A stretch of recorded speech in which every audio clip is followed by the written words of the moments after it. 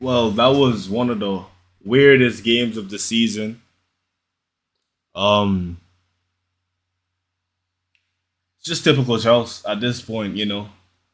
Uh, Cole Palmer stinker that no one wants to talk about, but I'll be the first to come out and say it. This was an atrocious game by Cole Palmer. Enzo Fernandez, like I said, and I'm right about this. He's a big game merchant. Every big game that Chelsea plays, Enzo Fernandez, for some reason, just starts to play like one of the best midfielders in the world. Just starts to play like one of the best midfielders in the world. He just loves these playing against the biggest teams in the world. But the funny thing is, like, the same thing what I said in the stream is it doesn't matter where you go, which team you play. You can play at Madrid, you can play at Barcelona, you can play at PSG, Bayern Munich, Pool, City, Chelsea. You're gonna end up in your league playing a team that you're just way better than. So it doesn't matter where you go, Enzo Fernandez. At some point, you're gonna have to start showing up against the smaller teams. This was a phenomenal game I saw from Enzo. Defensive contributions was amazing.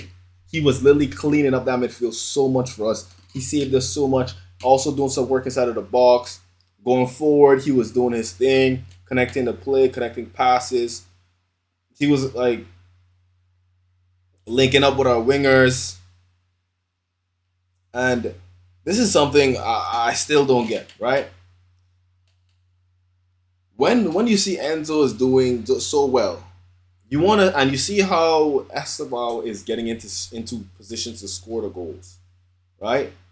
And you saw today when Enzo gave the ball to Pedro Neto to get a chance on goal and he skied it. That's exactly why I was kind of fuming and I tweeted what I tweeted about Cole Palmer better do something in this second half because I know Pedro Neto isn't going to do nothing. Pedro Neto is his purpose on his team is literally press. That's it. He doesn't add anything offensively. Just press. Just press. Just defensive contribution. He doesn't really add anything other than unless you can really set up a tapping for Pedro Neto, then he doesn't add anything. So in my opinion, why take Esteval out and leave him on? It's not like his pressing was really helping the team so amazingly. The team was barely pressing today. And when you press, you have to press as a team. Not just one man's pressing is gonna change everything. So that's why I say like leave Esteval on, and I'm pretty sure if that was Esteval getting that ball, he buries that. He buries that against City. But it is what it is. The manager wanted to keep Neto on. Enzo Lilly had to carry this. Enzo Lilly carried us today. He carried us so hard today. Enzo carried us crazy. That was an insane carry job.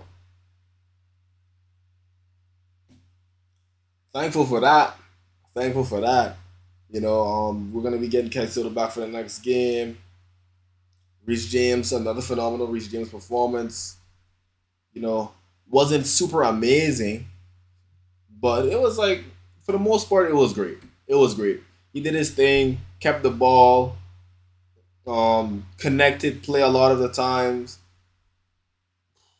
Man, and Cole Palmer finally started to create some chances towards the end of the game, but for the majority of the game, like what was he even doing? Nothing. Ghost. Ghost. Cole has just been ghost. And it's just been annoying to watch because it's like, what happened to this guy? Because people are saying, oh, Maresca was shackling him down. Well, no Maresca today. And you were playing on the right. And you had an overlapping fullback. He still was just stinky. Dim Delap came on, got two good chances.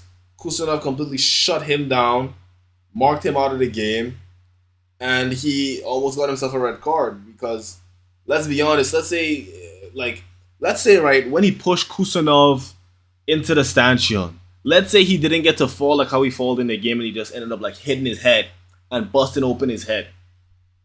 Or hitting his head and getting a concussion. That's a red. That's a red. He almost got a red. It's a good thing Kusanov is stronger than is actually stronger than him. Because, my goodness, that would have been something. Hato came on. At first, he looked a little lethargic, but he grew into the game. I would like to see Hato get used now more often, especially as an inverting fullback. But they're telling me that Liam Rosenor, Rose Noir, is just he doesn't like to use inverting fullbacks. He likes to use wingbacks.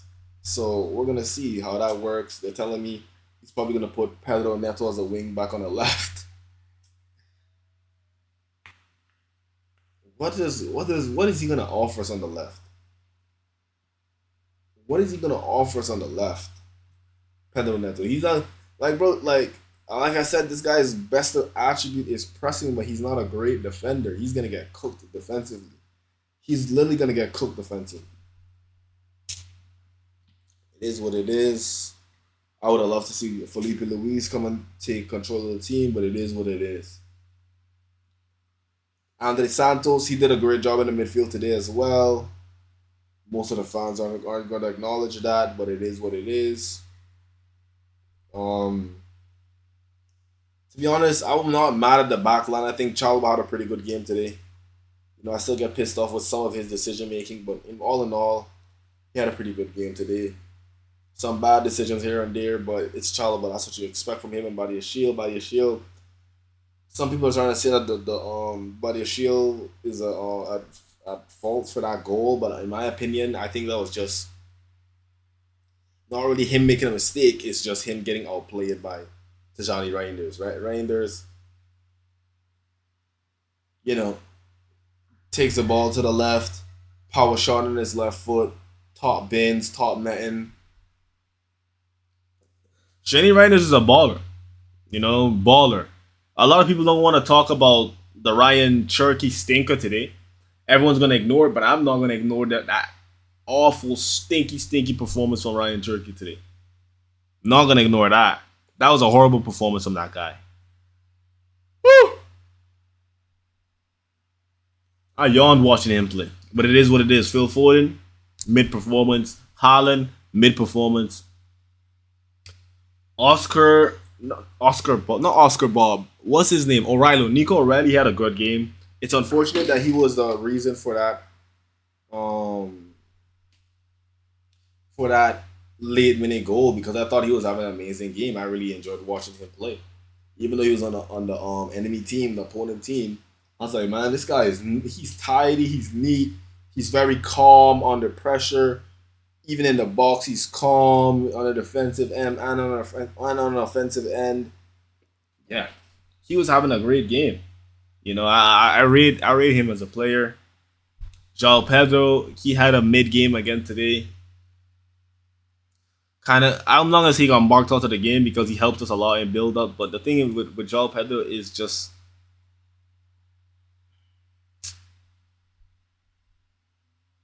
I know he's a high IQ player, but I feel like we just gotta give him time.